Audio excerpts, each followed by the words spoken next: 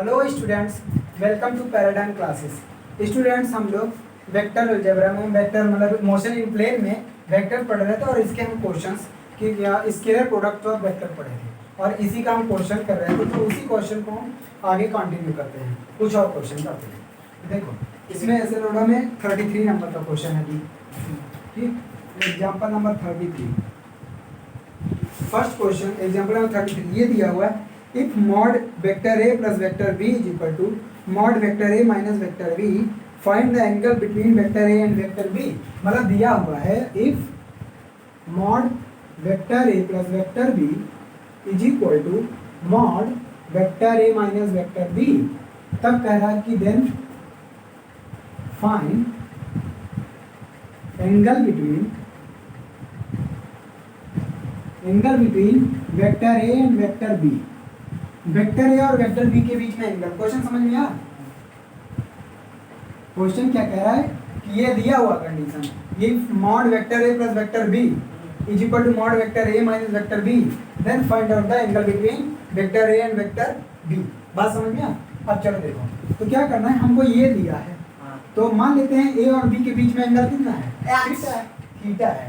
तो ये आ जाएगा mod vector a plus vector b is equal to mod vector a minus vector b। क्या कर दो, इसमें दोनों तरफ स्क्वायर कर दो। तो दोनों तरफ स्क्वायर करोगे तो ये आएगा mod vector a plus vector b का whole square mod vector a minus vector b का होल स्क्वायर। क्या करने में? Squaring both side.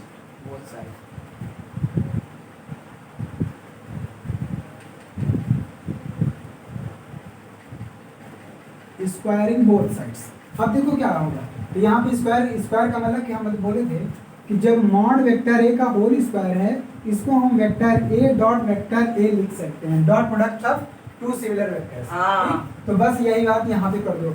ये क्या आएगा, mod vector a plus vector b dot mod vector a plus vector b। यही यार इधर भी ये आएगा mod vector a minus vector b dot vector a minus vector b। अब यहाँ डॉट प्रोडक्ट करो, डॉट प्रोडक्ट में क्या आएगा, मॉड a का स्क्वायर, क्योंकि a dot a mod a का स्क्वायर, तो sir direct a plus b का होल। हाँ, a डॉट b और यहाँ पे आएगा b डॉट a और प्लस मॉड b का होल स्क्वायर। अब इधर करोगे तो आएगा मॉड a का स्क्वायर और इसका इसमें minus a dot b minus b dot a और minus minus plus mod b का होल स्क्वायर।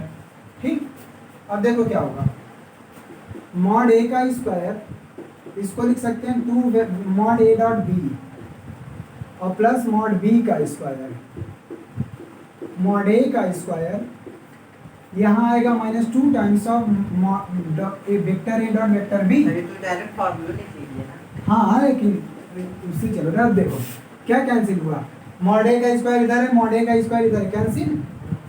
मॉड b का स्क्वायर मॉड b का स्क्वायर कैंसिल। इधर देखो माइनस इधर आएगा plus 4 times of mod vector a dot vector b। क्या बचा होगा? 0।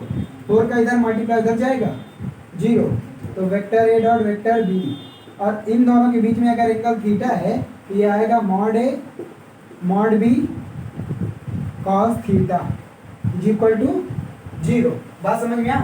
a dot b 0। ऐसे भी देख सकते हो कि जब दो वेक्टर का डॉट प्रोडक्ट 0 होता है, इसका मतलब वो दोनों वेक्टर परपेंडिकुलर हैं। तो a b, ये देखो ये तो अब मैग्नीट्यूड आ गया, ये इधर मल्टीप्लाई इधर जाएगा यहाँ, तो ये cos theta is equal to 0, इधर मल्टीप्लाई इधर जाएगा डिग्री, और cos कितने की वैल्यू 0, 90। इसका मतलब दोनों वेक्टर कैसे हैं? परपेंडिकुलर हैं। Vector a vector b are perpendicular, vector a perpendicular to vector b। ठीक, समझ गया? आगे चल रहा है क्वेश्चन।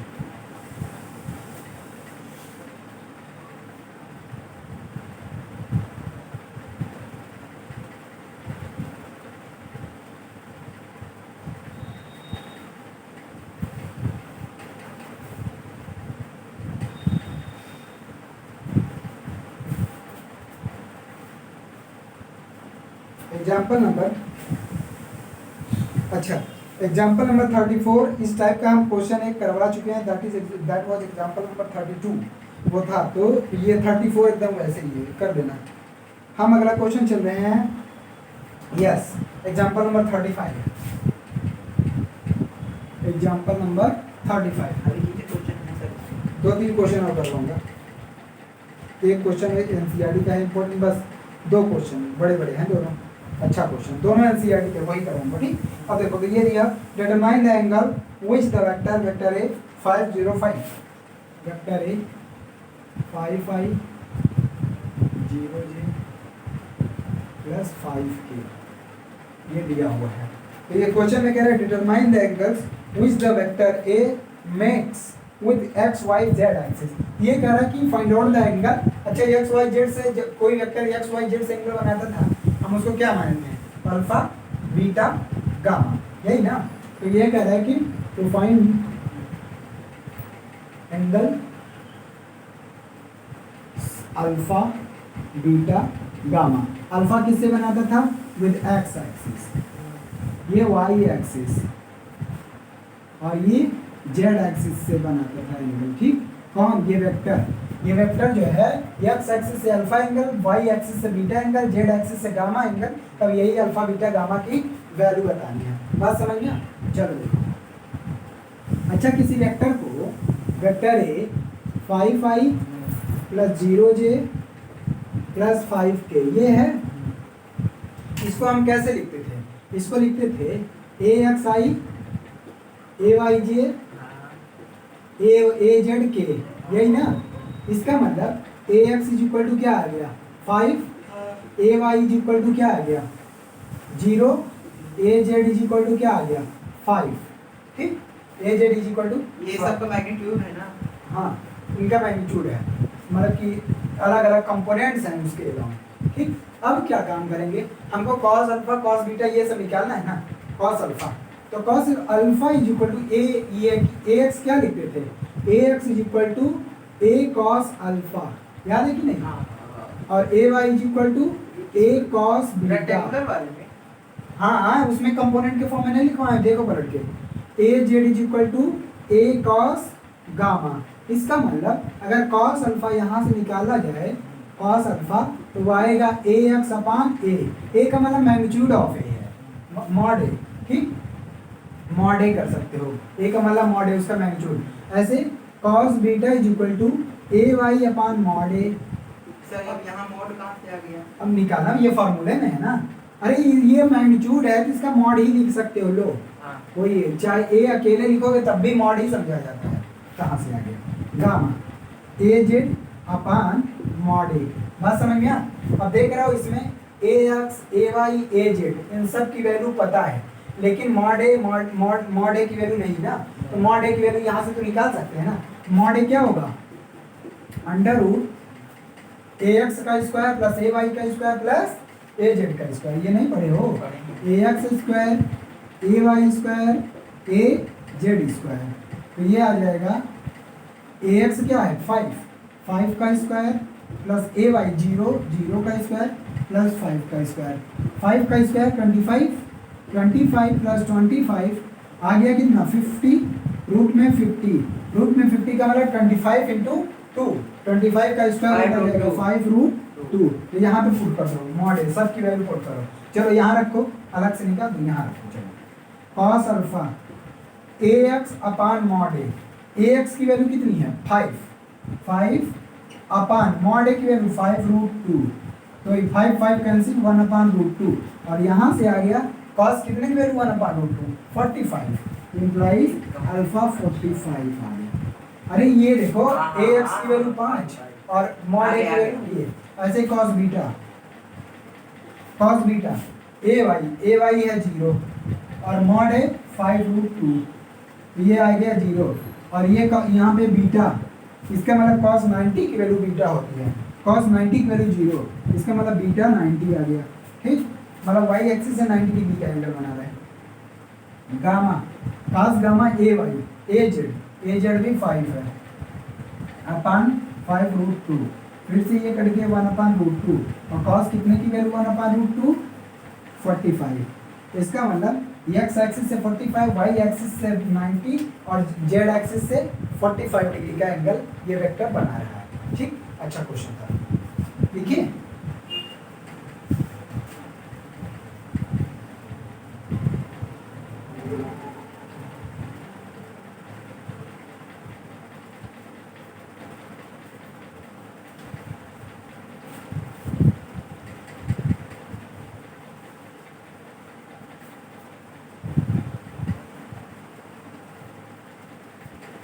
देखो अगला क्वेश्चन, एनसीईआरटी का क्वेश्चन अच्छा है, ये क्वेश्चन आया हुआ है कंप्यूटर।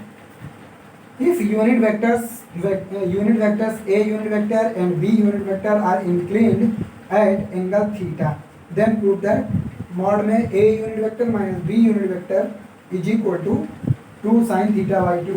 मतलब ये कह रहा है कि एग्जांपल नंबर इसमें 36 है, ठीक है। cos 90 ये कह रहा है कि a सर cos 90 जीरो होता है, a एंड b ये क्या है, आर यूनिट वेक्टर्स, क्या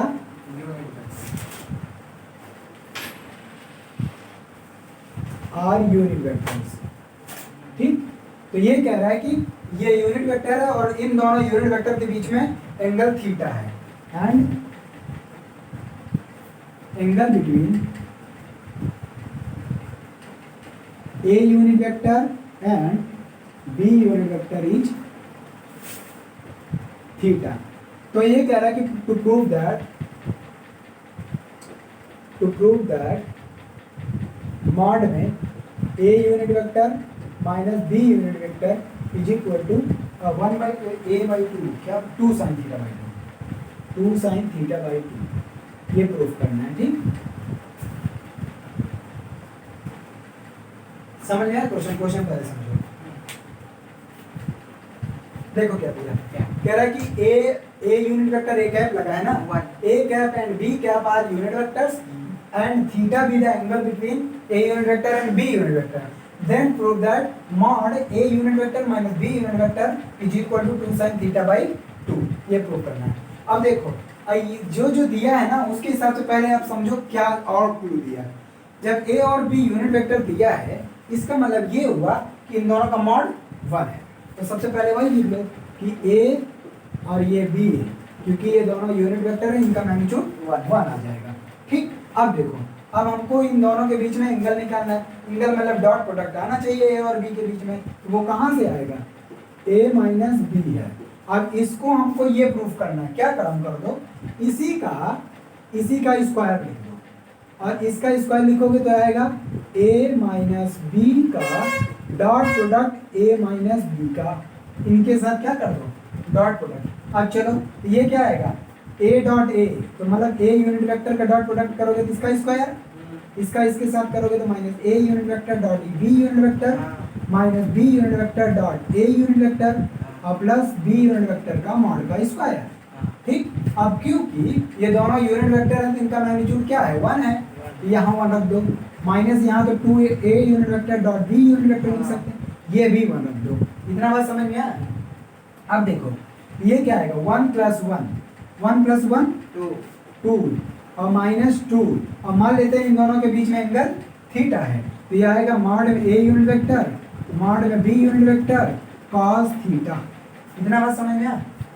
अच्छा, वो मॉड लगाने के बाद cos थीटा लगाएंगे। हाँ, A dot B A B cos theta होता है ना, हाँ, A dot B A B cos theta, तो ये मॉड में है, ये मैग्नीट्यूड वहाँ पे cos नहीं लगाएंगे, ऊपर वाले कहाँ कॉस माइनस ऊपर क्यों लगाए, यहाँ पे क्यों लगाए, यहाँ भी डॉट प्रोडक्ट है, डॉट ए डॉट बी यही फॉर्मूला यूज किया हमने, ए बी कॉस थीटा, या इसको ऐसे मॉड में लिख दो, एक ही बात मैग्नीट्यूड है, ठीक वही।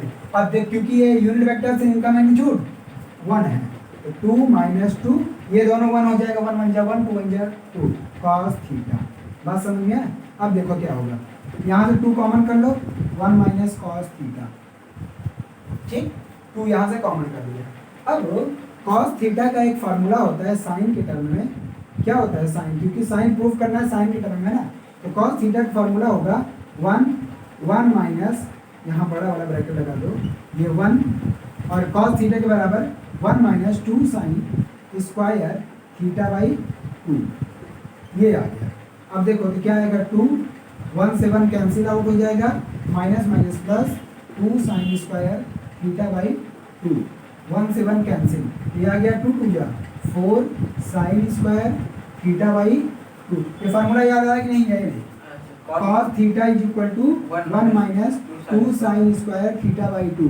अरे ये cos 2 थीटा का फार्मूला है, तो 2 थीटा में यहाँ थीटा हो जाता था और ये थीटा है तो थीटा बाई 2 थीटा, हाँ cos 2 थीटा का फार्मूला होगा ना हाई स्कूल में जाता, यही है, ठीक। अब ये देखो, अब ये आ गया मॉड में a माइनस बी का होल स्क्वायर, यहाँ होल स्क्वायर है, इधर जाएगा प्लस स्क्वायर रूट हो जाएगा, यहाँ होल स्क्वायर, ये आ जाएगा a unit vector minus b unit vector square root 4 का 2 और sine square theta by 2 sine theta by 2 हो गया रूट, यही प्रूव करना था, ठीक प्रूफ। अच्छा क्वेश्चन था एनसीईआरटी का क्वेश्चन। एक और एनसीईआरटी का जो कि बड़ा क्वेश्चन है, उसको मैं अभी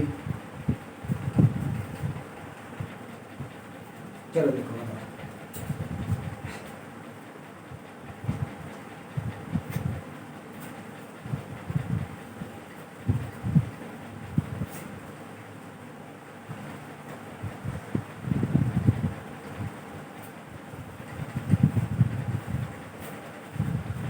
क्वेश्चन बड़े ध्यान से समझना है, एग्जाम्पल नंबर लास्ट है 38 है और ये बहुत इंपॉर्टेंट है। एनसीईआरटी का क्वेश्चन समझ लो, एग्जाम में यहाँ से क्वेश्चन देते हैं। अब देखो ये कहाँ क्वेश्चन, पहले हम क्वेश्चन एक पढ़ रहे थे। A point P lies in the XY plane. Its position can be specified by its XY coordinates or by radially directed vector R is equal to xi plus yj, हाँ, making an angle theta with the x axis। तो इसमें कह रहा है कि find a vector IR of unit magnitude in the direction of vector R and a vector I theta of unit magnitude normal to vector IR and lying in the XY plane। अब मैं question समझा दे रहा हूँ, question क्या है। Question ये कह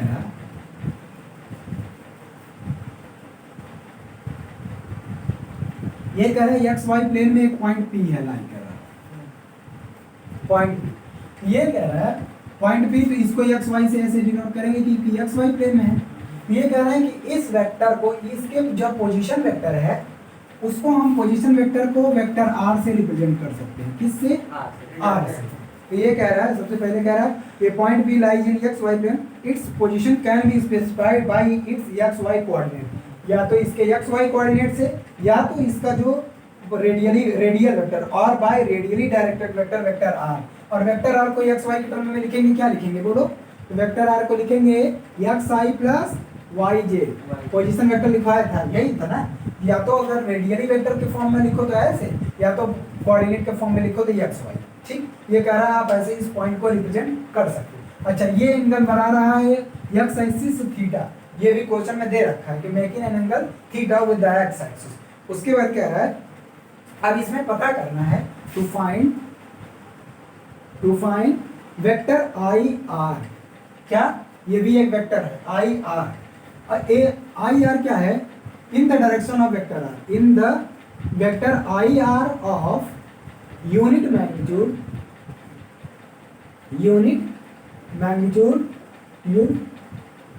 along vector R. बात समझ में? ये कह रहा है कि एक वेक्टर आई आर ऐसा पता करो जिसका मैग्नीट्यूड 1 हो और वो उसका डायरेक्शन आर एक्सिस के अलॉन्ग हो, मतलब वेक्टर आर के अलॉन्ग हो। ठीक, इसके बाद एक और पूछा है and also find vector I theta of unit magnitude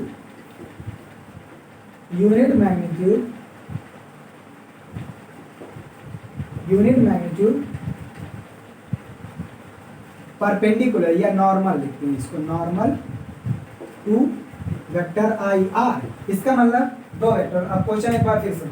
question में ये कह रहा if point P lies in x y coordinate, if point P lies in x y coordinate, then point P can be specified with the coordinate x and y, and also can be specified with the radially vector r, where vector r is equal to xi plus yj, making an angle theta with the positive x axis. Then find out the value of vector ir of unit magnitude along vector r. Then find out the value of vector ir, value का vector I पता करना है। Find out the vector ir of unit magnitude along r vector, and also find the vector I theta of unit magnitude normal to vector ir। मतलब देखो, इसके along ये एक vector बताना है, लेकिन उसका मैग्नीट्यूड क्या होना चाहिए? 1। और इसके परपेंडिकुलर मान लेते हैं, इसके परपेंडिकुलर एक वेक्टर ये है आई थीटा, ये बताना है। कंडीशन ये है कि इसका भी मैग्नीट्यूड 1 होना चाहिए। बात समझ में? क्वेश्चन। अब चलो क्वेश्चन करते हैं। अब क्वेश्चन तब देखो, सबसे पहले जो जो कहा है, ये कह रहा आई आर और आई थीटा। आई आर के लिए कहा है कि ये अलॉन्ग इसका होना चाहिए और मैग्नीट्यूड 1 होना। इसका मतलब आर के अलॉन्ग यूनिट वेक्टर मान, हाँ पैरेलल होगा ना। हाँ पैरेलल, तो इसके अलॉन्ग यूनिट वेक्टर, इसी का यूनिट वेक्टर निकाल दो, वो इसी के अलॉन्ग होगा और उसका भी मैग्नीट्यूड तो 1 ही होता है ना, मतलब आर यूनिट वेक्टर। तो आई आर जो हो जाएगा वो तो आर यूनिट वेक्टर हो जाएगा सीधा सीधा, और आर यूनिट वेक्टर क्या होगा, vector r upon mod of r. ठीक, तो वेक्टर आर तो है एक्स आई plus Y j upon mod r आ जाएगा अंडर रूट में एक्स स्क्वायर वाई स्क्वायर। तो देखो vector r r unit vector, इसका मैग्नीट्यूड 1 आएगा और ये ही पूछा ही है। ठीक, आई आर ये तो हो गया, ये सिंपल था, कुछ नहीं था इसमें। अच्छा, उसके बाद हमको कह रहा है, पहला क्वेश्चन हो गया कि find out the vector I are which is of unit magnitude and along are. तो ये यूनिट वेक्टर है। आर यूनिट वेक्टर का, किसी भी वेक्टर का अगर यूनिट वेक्टर निकालते हो ना तो केवल उसका मैग्नीट्यूड 1 हो जाता है, डायरेक्शन वही है। तो अगर इसका यूनिट वेक्टर निकालेंगे तो इसका मैग्नीट्यूड 1 हो जाएगा, लेकिन डायरेक्शन इसका ही रहेगा। और यही तो पूछा है कि वो वेक्टर बताओ जो इसके लॉन्ग हो और उसका मैग्नीट्यूड 1 हो, वो वेक्टर और कुछ नहीं, इसी का यूनिट वेक्टर है। ठीक, तो पहला आंसर तो ये हो गया। हाँ, पहले वाला तो जाएगा। अब पूछा है आई थीटा। अब आई थीटा मान लो, let i theta is equal to alpha I plus beta j. I theta angle है ना। हाँ, ये एंगल के फॉर्म में है। ठीक, और अल्फा बीटा कुछ भी हो सकता है, ऐसी बात नहीं एंगल में, यहाँ पे नंबर भी आ सकते हैं जैसे ये है। ठीक, अल्फा बीटा कुछ भी, आखिर ये पूछा तो वेक्टर है ना, केवल नाम दिया है आई थीटा किसके नॉर्मल है। अब देखो, अब यहाँ क्या है, अब ये कह रहा है कि ये दोनों वेक्टर, पहली बात तो ये कह रहा है कि इसका मैग्नीट्यूड 1 है, कह रहा था ना कि आई थीटा ऑफ यूनिट मैग्नीट्यूड। इसका मतलब मॉड में आई थीटा ये क्या होना चाहिए 1, और इसका मैग्नीट्यूड निकालोगे तो अंडर रूट में alpha square plus beta square is equal to 1, और इसका मतलब I alpha square plus beta square is equal to 1। तो ये तो पहला इक्वेशन मान लो, भाई इसका यूज करना है।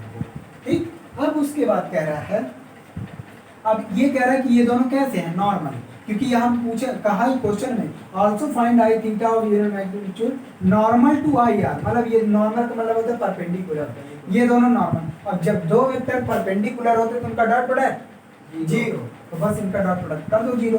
तो इसका मतलब H I theta I R theta and I theta R normal vector.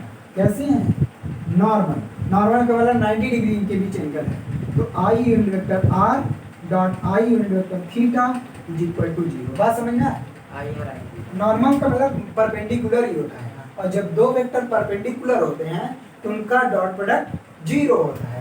तो सीधा सीधा क्वेश्चन में ही बोला है कि ये दोनों परपेंडिकुलर हैं, तो आई आर इनका डॉट प्रोडक्ट हम क्या कर देंगे 0, और आई आर क्या है, ये है, इसको क्या लिखेंगे, X I plus Y J, X I Y J, और इसको अपान में अंडर रूट में x square plus Y square, और इसका डॉट प्रोडक्ट करना है आई थीटा ये है alpha I plus beta J is equal to 0। बात समझ में, इतना लिखो तो आगे हटाना है, कहाँ हुआ समझना है। नहीं होगी।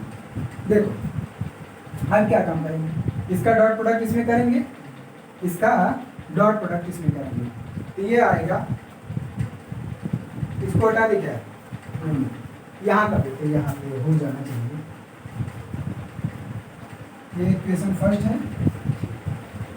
ठीक, ये डॉट प्रोडक्ट यहाँ आप देखो, ये तो है मैग्नीट्यूड, ये तो बाहर ही रहने दो, और डॉट प्रोडक्ट में जानते हो कंपोनेंट का कंपोनेंट के साथ मल्टीप्लाई होता है, एक्स का इसके साथ होगा तो एक्स अल्फा और प्लस वाई बीटा, एक्स का इसके साथ एक्स अल्फा और वाई बीटा, और अपान में तो ये है अपान में under root X square plus Y square is equal to 0।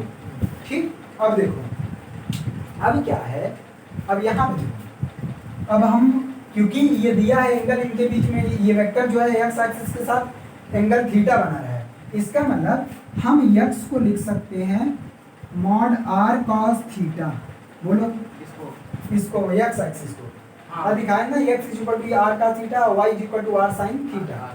और y is equal to mod r या आर सीधा साइन थीटा, और मॉड आर है क्या, अंडर रूट में x square plus Y square. इसका मतलब कॉस थीटा को हम लिख सकते हैं एक्स अपान अंडर रूट में x square plus Y square. ऐसे साइन थीटा को लिख सकते हैं वाई अपान अंडर रूट में x square plus Y square. बात समझ में आया?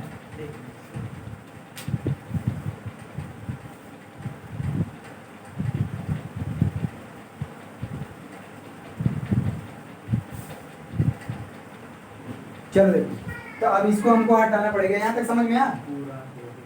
इसी का डॉट प्रोडक्ट यहाँ लिखा हूँ, इसी का डॉट प्रोडक्ट यहाँ, क्योंकि ये मैग्नीट्यूड है, मैग्नीट्यूड बाहर ही रह गया और इन दोनों का आपस में डॉट प्रोडक्ट हो गया, कंपोनेंट का कंपोनेंट के साथ मल्टीप्लाई हो गया। अब इसको हटाना पड़ेगा हमको ना, ये हटा रहा हूँ ऊपर से।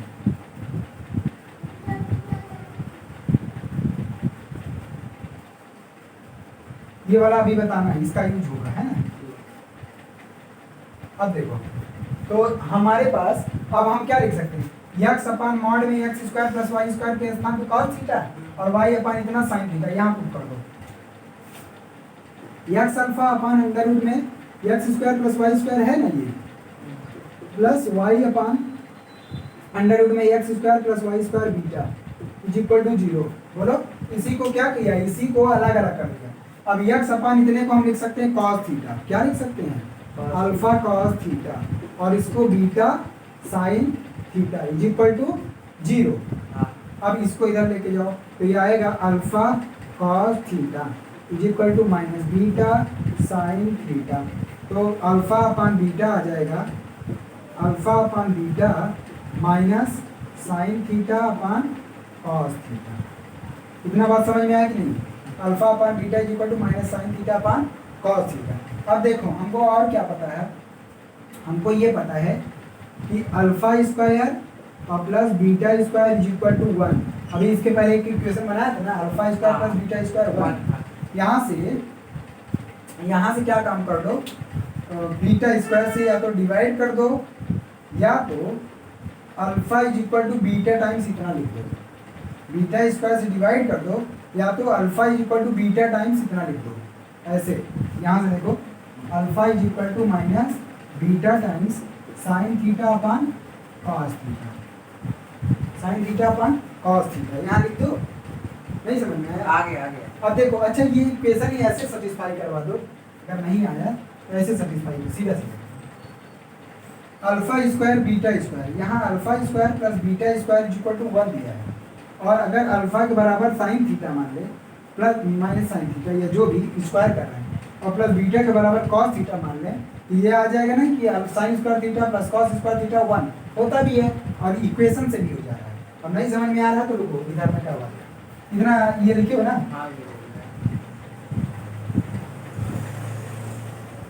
देखो अब ये वाली यहाँ से चलो, यहाँ पे क्या काम कर दो, बीटा से चाहे डिवाइड कर दो। किससे डिवाइड कर दो? बीटा से। बीटा से डिवाइड करोगे तो alpha square upon beta square is equal to यहाँ 1 बचेगा, और यहाँ 1 अपान बीटा स्क्वायर, यही ना बचेगा। इसके बराबर क्या कर दो, अल्फा बाई बीटा के बराबर ये है, यहाँ पुट कर दो, ये आएगा sine square theta upon cos square theta plus 1 is equal to 1 upon beta square. यहाँ पे कॉमन लो, एलसीएम लोगे तो sine square theta plus cos square theta, और sine square theta cos square theta 1, sine square theta plus cos square theta upon cos square theta is equal to 1 upon beta square. अब ये 1 हो गया, 1 upon cos square theta is equal to 1 upon beta square. तो इसका मतलब beta square is equal to cos square theta हुआ कि नहीं हुआ? तो beta is equal to plus minus cos theta हो सकता है ना। अब बीटा इज इक्वल टू, अब देखो beta is equal to plus minus cos theta, और beta is equal to plus minus cos theta यहाँ रखोगे तो यहाँ कॉस से कॉस कैंसिल, प्लस रखोगे तो साइन ये माइनस में आ जाएगा, अगर माइनस रखो तो माइनस माइनस कैंसिल, ये प्लस में। इसका मतलब अल्फा भी plus minus cos square theta, यहाँ पे अल्फा भी क्या आ जाएगा, साइन थीटा, कॉस थीटा नहीं, ये बीटा आया है और तो वो साइन आएगा, ठीक, माइनस। अब देखो हमको यही आई थीटा ही निकालना, आई आर तो ये आ गया, एक्स वाई के टर्म में भी लिख सकते हो, और नहीं तो I R is equal to ये साइन थीटा के टर्म में भी लिख सकते हो। जबकि आई थीटा, अब थीटा की वैल्यू अल्फा और बीटा के टर्म में लिखे थे ना, क्योंकि आई और थीटा क्या माने थे हम, यहाँ देखो आई थीटा हमें ये माने थे, i theta is equal to alpha I plus beta j, यही ना माना था। तो अब देखो कितने ऐसे इसकी वैल्यू हो सकते हैं, तो देखो एक बार इसको पॉजिटिव लो, ये दोनों भी पॉजिटिव निगेटिव है ना, अगर ये पॉजिटिव, अगर अल्फा की वैल्यू पॉजिटिव लोगे, इसका निगेटिव लेना पड़ेगा क्योंकि यहाँ निगेटिव आना चाहिए, अगर इसका निगेटिव ले रहे हो तो इसको पॉजिटिव लेना पड़ेगा क्योंकि यहाँ निगेटिव है। तो कितने वैल्यू पॉसिबल है, ओनली 2 वैल्यूज आर पॉसिबल। तो 2 वैल्यू क्या हो सकता है, आई थीटा, अल्फा की वैल्यू अगर देखो साइन प्लस में ले रहे हो साइन थीटा आई, तो इसको लेना पड़ेगा माइनस में, माइनस कॉस थीटा होना चाहिए, माइनस कॉस थीटा जे, या फिर ये भी हो सकता है 2 वैल्यू, अगर इसको साइन माइनस में ले रहे हो तो इसको प्लस में लेना पड़ेगा, ठीक। तो ये आई थीटा की वैल्यू आ गई आंसर, और आई आर की वैल्यू इधर ही निकला था, ये आई आर ही था ना, आई आर की, तो इसके अलावा इसका यूनिट वेक्टर, इसका unit vector he I R है, तो वो हो गया, ठीक। उसको थीटा के टर्म में लिख सकते हो और वैसे भी एक्स वाई के टर्म में भी लिख सकते हो, कोई दिक्कत नहीं, हो गया क्वेश्चन।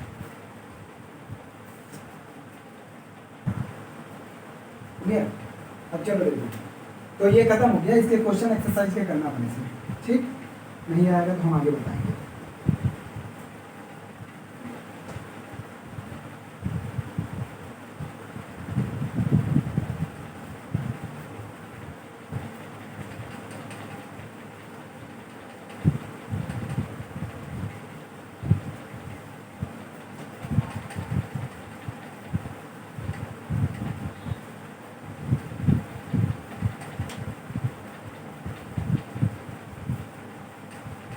अब हम पढ़ेंगे, अभी तो डॉट प्रोडक्ट या स्केलर और डॉट प्रोडक्ट हो गया है ना।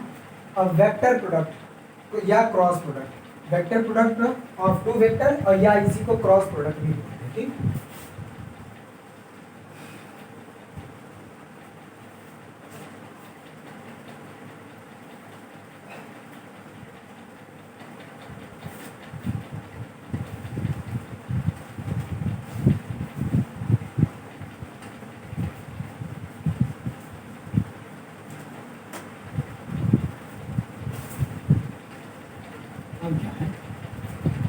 अब इसका डेफिनेशन नहीं लिखवाने जा रहा हूँ, डेफिनेशन आप अपने से बना भी सकते हो, मैं बता दूंगा। तो अब 2 वेक्टर हैं, 2 वेक्टर का हम क्रॉस प्रोडक्ट पढ़ेंगे या डॉट प्रोडक्ट, ठीक। तो for example if late, definition नहीं लिखवाना हो, उसको डिफाइन अपने से करना है ना, vector A and vector B, be 2 vectors, हाँ है,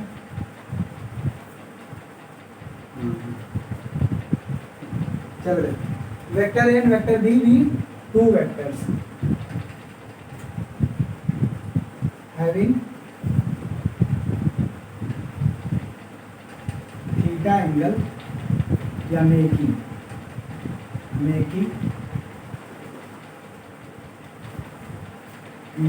एंगल थीटा बिटवीन देम,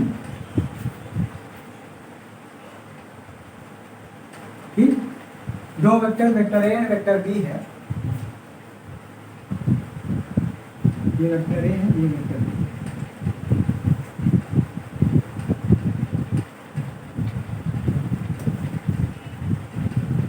ठीक। Then cross product of vector A and vector B is given by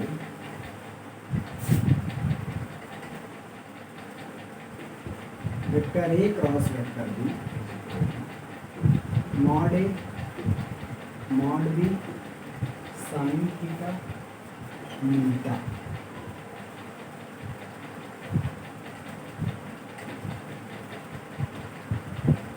where theta is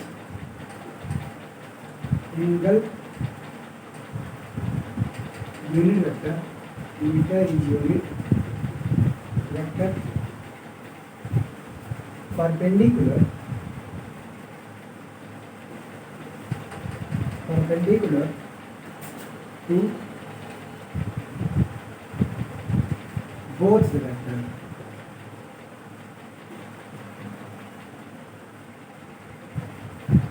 Vectors, vector A and vector B. समझो क्या कह रहा है कि अगर vector A and vector B दो वेक्टर्स हैं और दोनों के बीच में एंगल थीटा बन रहा हो, तो दोनों का जो क्रॉस प्रोडक्ट है या वेक्टर प्रोडक्ट है vector A and vector B, वो आएगा mod A mod B sine theta नीटा। और नीटा क्या है? ये यूनिट वेक्टर है, और ऐसा यूनिट वेक्टर जो इन दोनों वेक्टर के क्या हो, परपेंडिकुलर। और यहाँ जब वेक्टर का मल्टीप्लाई है, इसका मतलब दो वेक्टर्स का जो क्रॉस प्रोडक्ट होगा वो क्या होगा, वेक्टर होगा। समझ में आया? जबकि हम लोग क्या पढ़े थे स्केलर प्रोडक्ट में कि दो वेक्टर का जो डॉट प्रोडक्ट होता था वो एक स्केलर क्वांटिटी होती थी, उसका केवल मैग्नीट्यूड रहता था, उसमें डायरेक्शन नहीं रहता था। जबकि दो वेक्टर का क्रॉस प्रोडक्ट वो एक वेक्टर क्वांटिटी है और इसका मैग्नीट्यूड जो इसका डायरेक्शन दोनों ही वेक्टर के perpendicular. For example vector A का डायरेक्शन ये है, वेक्टर बी का डायरेक्शन ये है, तो वेक्टर जो इन दोनों के क्रॉस प्रोडक्ट से वेक्टर आएगा ना, उसका मैग्नीट्यूड तो इन दोनों के मल्टीप्लाई के बराबर ही होगा। उसका जी इसका जो मैग्नीट्यूड होगा इन दोनों के मल्टीप्लाई करने पे जो वेक्टर आएगा और उसका साइन थीटा, मतलब इन दोनों के बीच में जो एंगल है उसका साइन थीटा। और लेकिन डायरेक्शन जो होगा वो इन दोनों के परपेंडिकुलर, ऐसा नीटा वाला। हाँ, इसका जो direction vector A cross B ऐसे समझो, जो नीटा आएगा वही होगा। हाँ नीटा। जैसे दो वेक्टर हैं, ये वेक्टर एक है, ये वेक्टर एक है और ये दूसरा वेक्टर, दो वेक्टर हमने ऐसे दिखाया, ये वेक्टर ए, ये वेक्टर बी। तो इन दोनों का जो क्रॉस प्रोडक्ट होगा, इन दोनों का जो क्रॉस प्रोडक्ट होगा वो दोनों के परपेंडिकुलर होगा। इसका मतलब ये जो इन दोनों का क्रॉस प्रोडक्ट ये वेक्टर आया, ये इसके साथ भी 90 डिग्री एंगल बनाएगा, ये इसके साथ भी 90 डिग्री। भले ही ये दोनों आपस में 90 ना बनाते हों, लेकिन ये आपस में जो इन दोनों का क्रॉस प्रोडक्ट आएगा वो दोनों वेक्टर के परपेंडिकुलर होगा। इस बात को ध्यान रखना। इसका मतलब दो वेक्टर का जो क्रॉस प्रोडक्ट होगा वो हमेशा क्या होगा, एक वेक्टर क्वांटिटी होगी। तो दो वेक्टर का क्रॉस प्रोडक्ट एक वेक्टर क्वांटिटी होगी। ये कैसी क्वांटिटी है, vector quantity.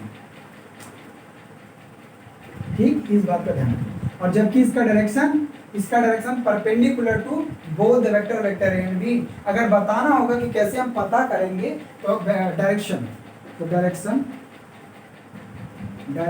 Of vector A cross B can be found out by right hand rule. Right hand rule क्या होता है? राइट हैंड स्क्रू रूल भी दे। ऐसे देखो, ये ऐसे करके एक बार समझ लो, तब ऐसे करेंगे जैसे वेक्टर ए जिधर की तरफ है, जैसे वेक्टर ए ऐसे समझो, वेक्टर ए इधर है ना, वेक्टर ए इधर की तरफ अपना पाम करोगे, जिधर की मतलब अगर ए क्रॉस बी हो रहा है तो पहले ए है ना, ए की तरफ अपना पाम करोगे। और वेक्टर बी किधर है, इस डायरेक्शन में ना, जिस डायरेक्शन में वेक्टर बी है उधर की तरफ अपना ऐसे घुमाओगे, इस तरह से राइट हैंड रूल ऐसे करोगे। और ऐसे करने पर जो थंब है जिस डायरेक्शन को शो करेगा वही वेक्टर ए वेक्टर बी का डायरेक्शन होगा। जब हम वेक्टर ए से वेक्टर बी में क्रॉस प्रोडक्ट कर रहे हैं, ऐसे घुमा रहे हैं, क्योंकि वेक्टर बी इधर है, इधर बी की तरफ घुमा रहे हैं तो थंब इधर जा रहा है, इसका मतलब इन दोनों का जो डॉट क्रॉस प्रोडक्ट आएगा वो इसके परपेंडिकुलर होगा, मतलब इधर की डायरेक्शन में होगा, इस डायरेक्शन में, बाहर की तरफ, आउटवर्ड फ्रॉम द बोर्ड। समझ में आया? लेकिन अगर बी क्रॉस ए करेंगे तो क्या होगा, तो वही कॉन्सेप्ट लगाओ। अगर बी क्रॉस ए करने पे डायरेक्शन क्या होगा बोलो, तो बी की तरफ हमने कहा जिस वेक्टर का क्रॉस प्रोडक्ट कर रहे हो, जैसे बी क्रॉस ए कर रहे हो, तो बी क्रॉस ए तो बी की तरफ पाम कर दो, कर दिया पाम, किया, ए की तरफ घुमाओ, ए की तरफ घुमाओ तो अंगूठा किधर जा रहा है, अंदर, तो ये क्या होगा, टुवर्ड्स द प्लेन या इनसाइड द प्लेन। बस समझ में आया? इस तरह से निकालते हैं। ठीक, कर लोगे? अच्छा ये बताओ अब एक चीज और, अगर नॉर्थ डायरेक्शन में, चलो इसको पहले सीख लो अच्छे से, अगर इस डायरेक्शन में वेक्टर ए है, ईस्ट में, ठीक, ईस्ट में, और इस डायरेक्शन में वेक्टर बी है, तो वेक्टर ए क्रॉस बी का डायरेक्शन क्या होगा, वेक्टर ए क्रॉस बी का डायरेक्शन फिर से बाहर की तरफ। ठीक, इसका मतलब एक चीज यहां से हमको ये पता चला कि वेक्टर ए क्रॉस बी करे और वेक्टर बी क्रॉस ए करे, इन दोनों में एक डिफरेंस क्या रहा है, दोनों ही केस में मॉड ए मॉड बी आएगा, दोनों का साइन थीटा आएगा, लेकिन डायरेक्शन दोनों का अलग हो जाएगा। जब हम ए क्रॉस बी कर रहे थे तो डायरेक्शन बाहर की तरफ दे रहा है, और जब बी क्रॉस ए कर रहे हैं तो डायरेक्शन अंदर की तरफ दे रहा है। इनका डायरेक्शन अपोजिट होगा, मतलब ये दोनों अब देखो डॉट प्रोडक्ट कम्यूटेटिव होता था, लेकिन क्या क्रॉस प्रोडक्ट कम्यूटेटिव होगा? कभी नहीं। क्यों? क्योंकि इनका डायरेक्शन अलग अलग है। बात समझ में? यही है ये। और इसका डायरेक्शन कैसे निकालोगे? Right hand rule. Right hand rule बताए, जिस भी वेक्टर का जिसके साथ कर रहे हो, जो पहले वेक्टर है उसके डायरेक्शन की तरफ अपना पाम करोगे और उसको उस वेक्टर की तरफ घुमाओगे जिसके साथ उसका क्रॉस हो रहा है। ऐसे घुमाओगे, जब ऐसे घुमाने में ये थंब आपका जो डायरेक्शन शो कर रहा हो वही क्रॉस प्रोडक्ट का डायरेक्शन आएगा। बात समझ में? ये एक वेक्टर क्वांटिटी होती है, इसका डायरेक्शन दोनों ही वेक्टर के परपेंडिकुलर। अच्छा, क्वेश्चन कैसे? क्वेश्चन ऐसे दे देगा, to find the vector which is perpendicular to both the vector A and vector B। तो सीधा सीधा तब दिमाग में बात आनी चाहिए कि जब कह रहा है कि वो वेक्टर पता करो जो इन दोनों के परपेंडिकुलर है, तो वो वेक्टर और कुछ नहीं, इनका क्रॉस प्रोडक्ट में भी और सारे पर हो सकते हैं वेक्टर, लेकिन इनका क्रॉस प्रोडक्ट ही कर दो जब कुछ नहीं पता है। बात समझ में? आगे चलते हैं। क्या बोले सर? मैं ये बोल रहा हूँ कि क्वेश्चन में अगर देख पूछ ले कि find a vector which is perpendicular both vector A and vector B, तो कुछ नहीं करना है, वेक्टर ए वेक्टर बी दिया हुआ है और क्या दिया कि vector A and vector B आपस में एंगल बना रहे हैं थीटा। तो क्या करना है? उन दोनों का क्रॉस प्रोडक्ट निकाल देना है, जो वेक्टर मिलेगा वही उन दोनों वेक्टर के परपेंडिकुलर होगा। ठीक? अच्छा, अब हम इनका ज्योमेट्रिकल मीनिंग देखते हैं। क्या है ज्योमेट्रिकल मीनिंग? है इसका क्या है? Right hand rule, right hand screw rule दोनों से निकल सकता है। ठीक? तो राइट हैंड रूल या राइट हैंड थंब रूल दोनों से निकल सकता है। Right hand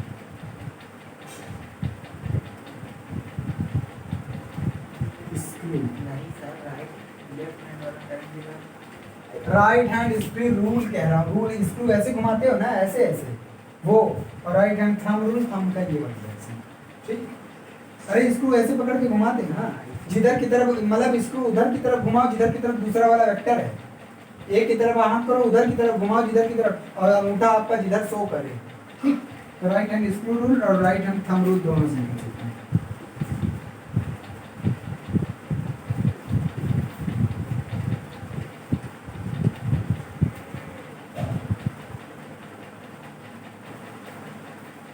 right hand thumb rule. अब देखो, अब अगला है इसका, अगला है geometrical interpretation of vector product. ये बताना है geometrical interpretation of vector product. अब देखो ये क्या होगा, इसको हटाएं।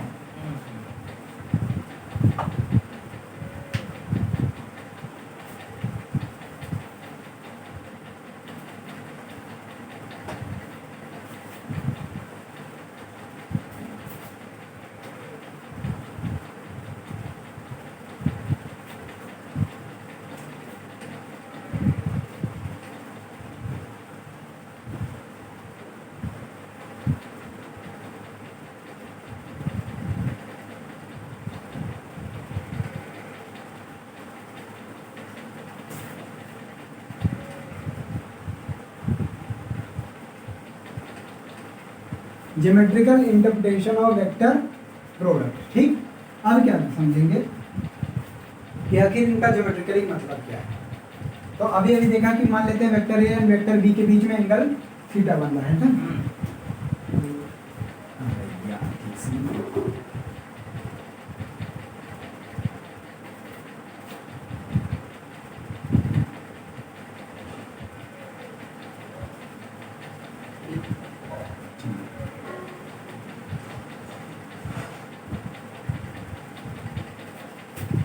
ये वेक्टर ए है, ये वेक्टर बी। अब हम इसी के पैरेलल, वेक्टर ए के पैरेलल यहाँ से एक वेक्टर खींच देते, ये समझ लो पैरेललोग्राम है।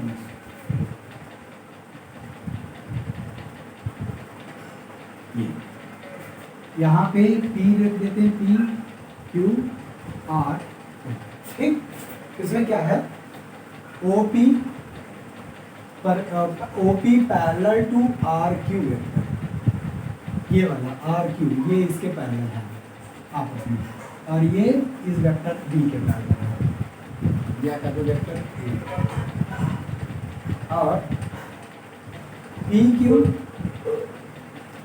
Parallel to O R parallel to vector B, ये आपस में पैरेलल है, ठीक। और ये पैरेललोग्राम बनाया तो इनका मैग्नीट्यूड भी बराबर होगा, मतलब ओपी वेक्टर ए का जो मैग्नीट्यूड होगा वो इसके मैग्नीट्यूड के बराबर, मतलब एक पैरेललोग्राम है। OP OP Q R parallelogram, ये हमने अपने से कंस्ट्रक्ट किया है ना। अब देखो वेक्टर ए और वेक्टर बी का जब क्रॉस प्रोडक्ट करते थे तो mod A mod B sine theta और क्या आता था नीटा। अब देखो जब इनका हम मैग्नीट्यूड ले लेंगे इनका तो आएगा मॉड ए क्रॉस बी, और मॉड का मॉड के साथ देखो इसका तो मैग्नीट्यूड यही आएगा क्योंकि ये नीटा का है, ये यूनिट वेक्टर है लेकिन ये क्या दिखाता है केवल डायरेक्शन। लेकिन अगर इसी का मॉड ले लेंगे तो यूनिट वेक्टर का मैग्नीट्यूड तो 1 और डायरेक्शन भी नहीं रह जाएगा क्योंकि मैग्नीट्यूड ले लिया, ठीक। ये क्या आ जाएगा सीधा mod A mod B sine theta का मैग्नीट्यूड मॉड के ऊपर मॉड लग जाएगा। हाँ लग जाएगा, लेकिन क्या मतलब यही नहीं आएगा। हाँ। मॉड के ऊपर 2 बार मॉड लगाने से इसके मैग्नीट्यूड पे क्या फर्क पड़ेगा, इस पे क्या फर्क पड़ेगा, इस पे क्या, केवल ये इसका मॉड लेने का मतलब ये हुआ डायरेक्शन नहीं हट जाएगा, बाकी मैग्नीट्यूड तो वही आएगा जो इसका मैग्नीट्यूड है। अब ये आया, अब इसको समझो, इसको समझो। तो यहाँ पे हम परपेंडिकुलर ऐसे खींचेंगे, देखो इसका 2 कंपोनेंट, ये देखो इस वेक्टर बी का 2 कंपोनेंट होगा क्योंकि थीटा बना रहा है, एक इसके अलोंग और एक परपेंडिकुलर। इस वेक्टर बी का तो वेक्टर बी का इसके अलोंग कंपोनेंट हो जाएगा बी कॉस थीटा, है ना। क्या ओ एक बराबर ओ, यहाँ एम मान लो एम, ये जो पॉइंट है एम और ये वेक्टर ए है तो ओ एम आ जाएगा बी कॉस थीटा, और आर एम क्या आएगा आर एम इसी का इसका अलोंग बी साइन थीटा, और ये क्या है परपेंडिकुलर हाइट है, ऐसा मान सकते हैं पी एम हाइट, ठीक। अब चलो यहाँ मॉड ए अलग लिख दो और बी साइन थीटा अलग लिख दो, ठीक, 4 मॉड लगा दिए। अब ये बताओ ये क्या है, मॉड ए क्या हो गया, इस पैरेललोग्राम का मैग्नीट्यूड लोगे तो इसका बेस निकलेगा, इस पैरेललोग्राम का अगर मैग्नीट्यूड निकालोगे तो वेक्टर ए का मॉड ई के बराबर ना होगा, अरे लेंथ देगा, ये आ जाएगा OP into B sine theta, ये हाइट है आर एम, ये क्या है परपेंडिकुलर हाइट है, और पैरेललोग्राम का एरिया क्या होता है बेस इंटू हाइट, तो इस पैरेललोग्राम का ये बेस इंटू हाइट, ये क्या दे देगा मैग्नीट्यूड एरिया ऑफ पैरेललोग्राम, और एरिया ऑफ पैरेललोग्राम इसका मतलब 2 वेक्टर का अगर क्रॉस प्रोडक्ट करके उनका मैग्नीट्यूड मॉड निकाल लेते हो तो वो उन दोनों वेक्टर का वो एक पैरेललोग्राम का एरिया दे देगा जिसका कि ये दोनों वेक्टर उसके एडजेसेंट साइड को रिप्रेजेंट करते हैं। मतलब कुल मिला के अगर 2 वेक्टर का क्रॉस प्रोडक्ट करके उनका मैग्नीट्यूड लेते हो तो वो उसके पैरेललोग्राम, मतलब कि उनके वो दोनों वेक्टर उस पैरेललोग्राम के एडजेसेंट साइड को रिप्रेजेंट करने वाले पैरेललोग्राम का मैग्नीट्यूड दे देगा। बात समझ में, ये क्या देगा एरिया दे देगा। अगर आप देखो अगर अब ऐसा क्वेश्चन पूछेगा कि 2 वेक्टर दे दिया vector A and vector B और कहा कि उन दोनों के बीच में कुछ ना कुछ एंगल है, तो क्या दिया सीधा ये भी कह सकता है कि find out the area of parallelogram, तो कुछ नहीं करना है, इनका क्रॉस प्रोडक्ट निकाल के मॉड ले लेना है, ठीक, उनका एरिया आ जाएगा। अगर किसी में पूछ सकता है एरिया ऑफ ट्राइंगल, तो ट्राइंगल का एरिया क्या करोगे, इसका हाफ कर दो, तो इसका ही हाफ कर देना एरिया पर। तो ज्योमेट्रिकल मीनिंग ये हुआ कि 2 वेक्टर का जो क्रॉस प्रोडक्ट का मैग्नीट्यूड होता है वो एरिया ऑफ पैरेललोग्राम देता है, और जिसका साइड दोनों वेक्टर के एडजेसेंट साइड रिप्रेजेंट करते हैं। बात समझ में आया, ये हो गया, कुछ नहीं था इसमें, पूछेगा ऐसे। अच्छा एरिया ऑफ ट्राइंगल पूछेगा, आप बता सकते हो ओ पी अगर आर का ट्राइंगल बनेगा, ओ पी आर इसका ट्राइंगल बनेगा तो इसका ए क्रॉस बी निकालोगे उसका हाफ कर दोगे, एरिया ऑफ पैरेललोग्राम का हाफ एरिया ऑफ ट्राइंगल, ठीक। ओके, और फिजिकल एग्जांपल देख लो, हटाएं इसको।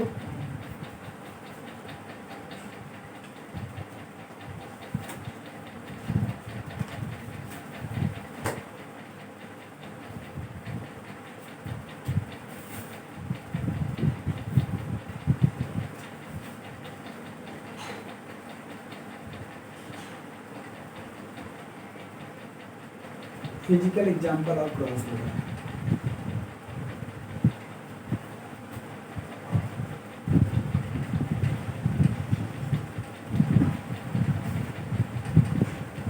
फिजिकल एग्जांपल जैसे फर्स्ट देखो टॉर्क। टॉर्क टॉर्क को टाउ से रिप्रेजेंट करते हैं। Tau equal to R cross F होता है, vector R cross vector F. R क्या है? परपेंडिकुलर। ये क्या होता है? रेडियल वेक्टर होता है। R cross example of cross. हाँ, आर डिस्टेंस। जैसे ऐसे देखो, टॉर्क ऐसे समझो, ये दरवाजा जैसे खोल रहे हैं, दरवाजा खोल रहे हैं तो दरवाजे पर जब हम फोर्स कहाँ पे लगाएंगे? ऐसे ऐसे समझिए, यहाँ पे दरवाजे करेंगे, ऐसे है, इसको हमको ऐसे करना है, तो अल्टीमेट तो फोर्स यहाँ लग रहा है। हम जब इस पे फोर्स लगाएंगे तो इसकी जो लेंथ होगी, फोर्स यहाँ लगा रहे हैं, तो इसका लेंथ मल्टीप्लाइड बाय जो फोर्स लगा रहे हैं, तो वही होता है टॉर्क। टॉर्क घुमा देता है चीज।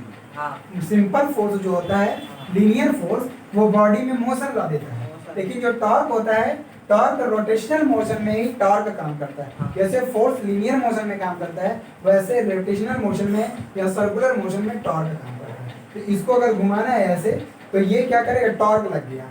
और जब लेंथ ज़्यादा होगा तो टॉर्क ज़्यादा, मतलब कि इसीलिए ये दरवाजे की जो वो होती है, जो जहाँ से हम पकड़ के खोलते हैं, वो वहाँ किनारे लगाया जाता है। क्यों? क्योंकि अगर बेस के पास लगा देंगे तो हमको ज़्यादा फोर्स लगाना पड़ेगा, और इसीलिए ये ज़्यादा दूर लगाया जाता है। ठीक? या किसी चीज़ को उठाना है, ऐसे मान लो किसी चीज़ को उठाना है इधर से, तो अगर ये लेंथ कम होगी, अगर ऐसे करके उठा रहे हो, ये लेंथ कम होगी, हमको तब ज़्यादा फोर्स लगाना पड़ेगा। लेकिन अगर यही लेंथ ज़्यादा कर दो ऐसे और तब उठाओ, तो आपको कम फोर्स लगाना पड़ेगा और उठ जाएगा सिंपली। तो ये ड्यू टू किसके कारण होता है? टॉर्क। इसका एग्जांपल देखो कि केवल आर का शेप देखो लो बस। ये टॉर्क है, ये डिस्टेंस होता है जहाँ पे फोर्स लगता है, ऐसे समझो, यहाँ पे है, और इस बॉडी पे यहाँ पे कोई भी फोर्स लगा रहे हैं, इस तरह से ऐसे फोर्स लगा रहे हैं, और ये लेंथ आ रही है। ठीक? तो इन दोनों के बीच, इन दोनों का जो क्रॉस प्रोडक्ट होगा वो यही है। ठीक? दूसरा एग्जांपल, टाउ परपेंडिकुलर भी लग रहा है। हाँ, नहीं, परपेंडिकुलर लग जाएगा तो मैक्सिमम टॉर्क हो जाएगा, लेकिन परपेंडिकुलर आर और एफ के बीच में परपेंडिकुलर ना रहे तो टॉर्क लगेगा ही नहीं क्या? ऐसे भी तो खींच लगेगा।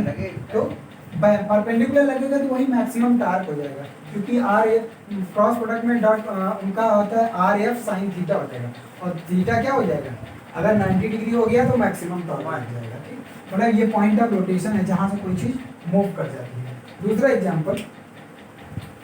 एग्जांपल क्या है? Angular momentum. एंगुलर मोमेंटम हम एल से रिप्रेजेंट करते हैं, आर क्रॉस पी होता है एंगुलर मोमेंटम। जे से भी डिनोट करते हैं एंगुलर मोमेंटम। इसको जे से भी डिनोट करते हैं, एल से भी डिनोट करते हैं। ये होता है आर क्रॉस पी। देखो एक ट्रिक बता दूं, जब भी किसी चीज में एंगुलर लग जाए, क्या लग जाए? एंगुलर, उसको आर से मल्टीप्लाई कर दीजिए, cross product. R in length.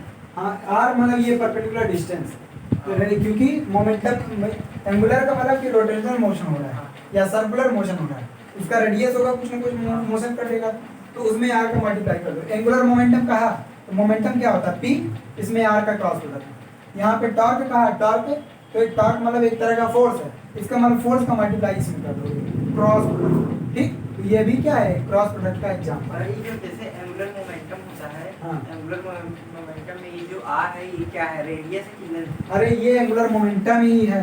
नहीं, ये नहीं, ये नहीं। हाँ, ये इधर जो आर वही लेंथ, ये आर हर जगह लेंथ होगा, यही वाला हाँ। रेडियस जिसके अलोंग मूव कर रहा है। जैसे कोई बॉडी ऐसे मूव कर रही है, हाँ। इतने रेडियस आर में ऐसे मूव कर रही है, इसका कुछ न कुछ एंगुलर मोमेंटम होगा, हाँ। वेलोसिटी होगा, मास है तो लीनियर मोमेंटम होगा। लीनियर मोमेंटम और रेडियस का क्रॉस प्रोडक्ट कर दोगे तो इसका एंगुलर मोमेंटम निकल जाएगा, और एंगुलर मोमेंटम रिस्पॉन्सिबल होता है मूव कराने। बात समझ में आया? ये सब में जहाँ पे भी आप और एग्जांपल देख सकते हो। Yes, velocity, angular velocity.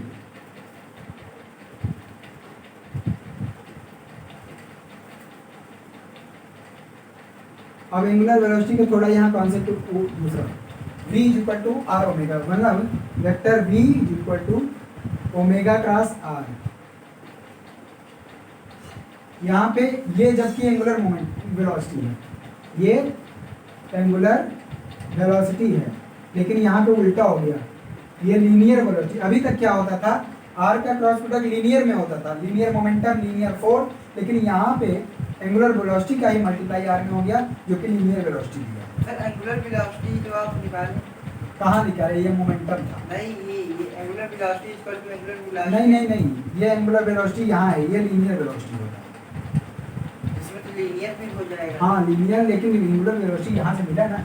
एक अभी तो एग्जांपल पढ़ रहे हो कि क्रॉस प्रोडक्ट का रिलेशन कहाँ कहाँ, तो उससे अभी क्या मतलब, अभी तुम अगले चैप्टर में पढ़ोगे। ये लीनियर वेलोसिटी है, ठीक। अब क्रॉस प्रोडक्ट के प्रॉपर्टी है,